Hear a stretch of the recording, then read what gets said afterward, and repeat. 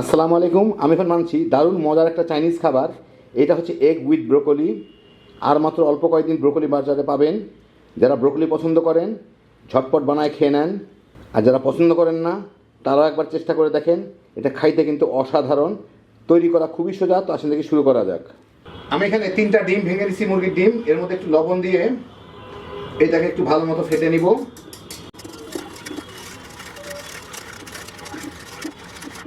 হলো এটাকে আমার ভেজে নিতে হবে। আমি এখানে একটা ব্রোকলি, এগুলোকে ছোট ছোট করে কাটছি, পাতলা পাতলা করে কাটছি, কারণ এটা কোনো স্টিম করতে হবে না, এটা ভাজার মধ্যেই সিদ্ধ যাতে হয়, কচকচে টাইপের কেটে নিচ্ছি। আর ব্রোকলির এই গোড়ার দিকটা, এগুলার যে গোড়ার দিকটা থাকে এগুলাকে আমি এভাবে পাতলা পাতলা করে চিকন চিকন করে কেটে নিছি। একটা পেঁয়াজ পাতার গোড়ার দিকটা আমি এরকম করে নিছি, ছোট ছোট করে কেটে পেঁয়াজ পাতার। আর পেঁয়াজ পাতা না থাকলেও চলবে, আমার কাছে ছিল দেখে আমি নিলাম। আর একটা রসুন আমি কুচি কুচি করে নিছি।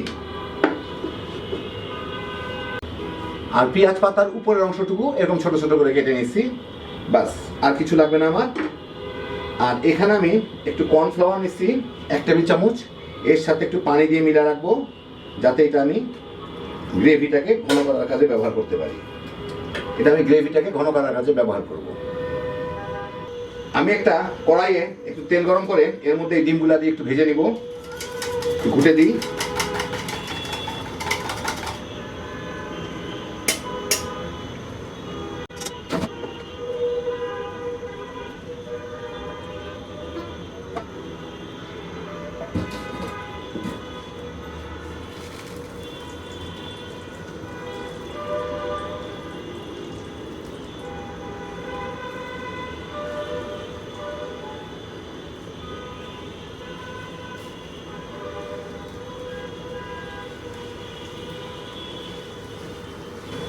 মোটামুটি সিদ্ধ হইতে থাকলে এগুলোকে আমি ছোট ছোট টুকরা করে নিব।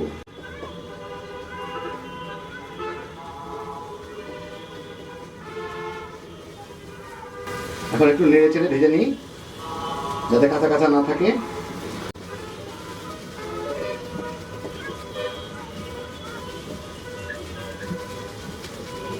ভালো মতো ভাজা হয়ে গেলে এটাকে আমি উঠাই নিব। ওই একই কড়াইয়ে আমি আরো 1 টেবিল চামচ তেল দিয়ে এর মধ্যে এখন এই কুচি করা রসুনগুলা আর পেঁয়াজের পাতার গোড়ার দিকটা, এই দুইটা দিয়ে একটু ভেজে নিব।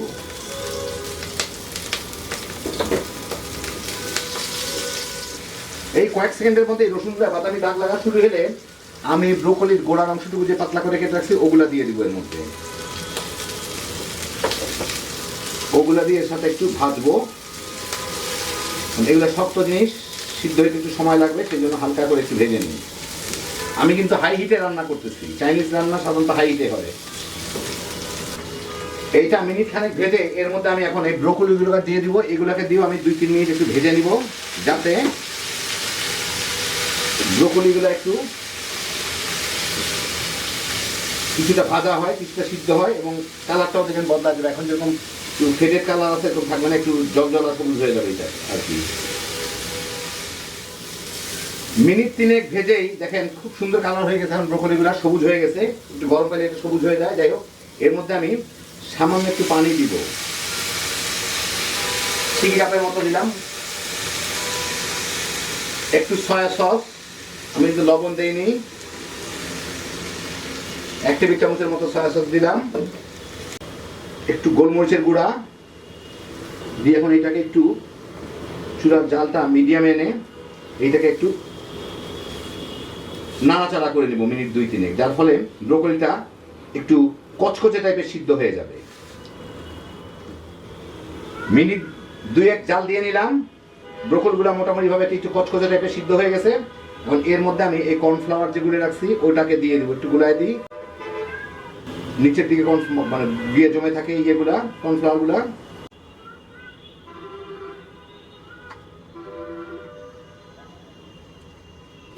দেখেন প্রায় ঘন হয়ে গেছে। এটা কিন্তু ওরকম ঝোল হয় না। এখন এর মধ্যে আমি এই ডিম ভাজাগুলাকে দিয়ে দিব, দিয়ে এর সাথে একটু মিলাই দিলেই হয়ে গেল। একই সাথে কয়টা যে পেঁয়াজের কলি ছিল, কলির দিকের যে অংশটুকু আর কি, সেইটুকু আমি এর মধ্যে দিয়ে দিব।